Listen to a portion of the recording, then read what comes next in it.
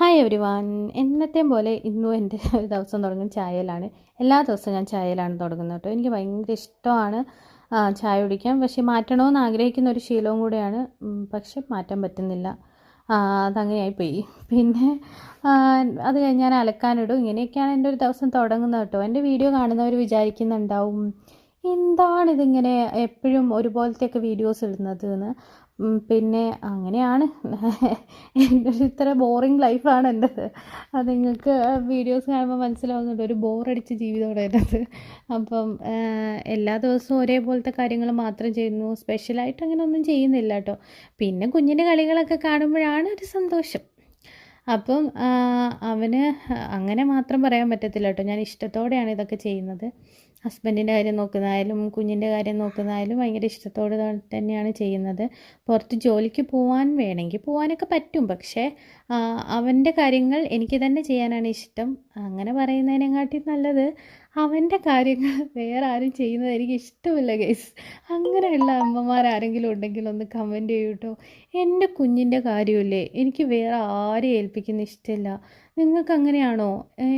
ഇനി ഞാൻ ചിലപ്പോൾ ചിന്തിക്കാറുണ്ട്, ഞാൻ മാത്രമാണോ അങ്ങനെയെന്ന്. അപ്പോൾ അങ്ങനെയാണ് കേട്ടോ.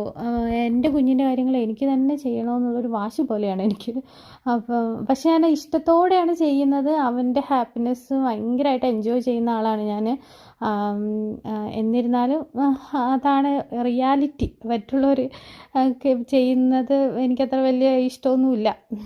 പിന്നെ പിന്നെന്താ പറയുക, ഇങ്ങനെയൊക്കെയാണ് എൻ്റെ ജീവിതം. രാവിലെ എണീക്കുക, വീട്ടിലത്തെ ജോലിയൊക്കെ തീർക്കുക, ഫുഡ് കഴിക്കുക, ഇങ്ങനെയൊക്കെ അങ്ങ് പോകും അവൻ്റെ കാര്യമൊക്കെ നോക്കി. നേരത്തെ ക്രാഫ്റ്റ് വർക്കൊക്കെ ചെയ്തുകൊണ്ടിരുന്നത്. അപ്പോൾ കുഞ്ഞുള്ളതുകൊണ്ട് ഞാൻ ക്രാഫ്റ്റ് ചെയ്യാൻ നിന്നാൽ അവൻ അതിലും വലിയ ക്രാഫ്റ്റ് ചെയ്യും. അതുകൊണ്ട് ക്രാഫ്റ്റ് വർക്കും കാര്യങ്ങളൊന്നും നടക്കത്തില്ല.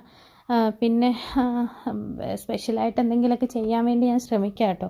അപ്പം കുറച്ച് പ്ലാന്റൊക്കെ വെക്കണമെന്നുണ്ട്. എനിക്ക് പ്ലാന്റിങ് ഭയങ്കര ഇഷ്ടമുള്ള കാര്യമാണ്. പക്ഷേ ഞങ്ങൾ റെൻറ്റഡ് ഹൗസിലായതുകൊണ്ട് പ്ലാന്റൊക്കെ വെച്ച് കഴിഞ്ഞാൽ അത് പിന്നെ വീടൊക്കെ മാറുമ്പോൾ കൊണ്ടുപോകലൊക്കെ ഭയങ്കര ബുദ്ധിമുട്ടുള്ള കാര്യമായതുകൊണ്ടാണ് അധികം ചെയ്യാത്തത്. എന്നാലും ഞാൻ നോക്കാം കേട്ടോ. കുറച്ച് ഇൻഡോർ പ്ലാന്റ്സ് ഒക്കെ ഞാൻ വെച്ചിട്ടുണ്ട്. അതിൻ്റെ വീഡിയോസൊക്കെ ഞാൻ പിന്നെ ഇടുന്നതായിരിക്കും കേട്ടോ. അപ്പോൾ അങ്ങനെ എനിക്കൊക്കെ കുട്ടിക്കാലത്തൊക്കെ വൈകുന്നേരം സ്കൂളൊക്കെ വിട്ട് വരുമ്പോൾ എന്തെങ്കിലുമൊക്കെ പലഹാരമൊക്കെ ഉണ്ടാക്കി ഉമ്മച്ചി കാത്ത് നിൽക്കണമെന്നാണ് എൻ്റെ ഒരാഗ്രഹം. പക്ഷെ അതൊന്നും നടന്നിട്ടില്ല. അപ്പോൾ എൻ്റെ കുഞ്ഞിന് അതൊക്കെ കൊടുക്കണം, അത്രേ ഉള്ളൂ. അപ്പോൾ ഇന്നത്തെ ഇത്രയേ ഉള്ളൂ.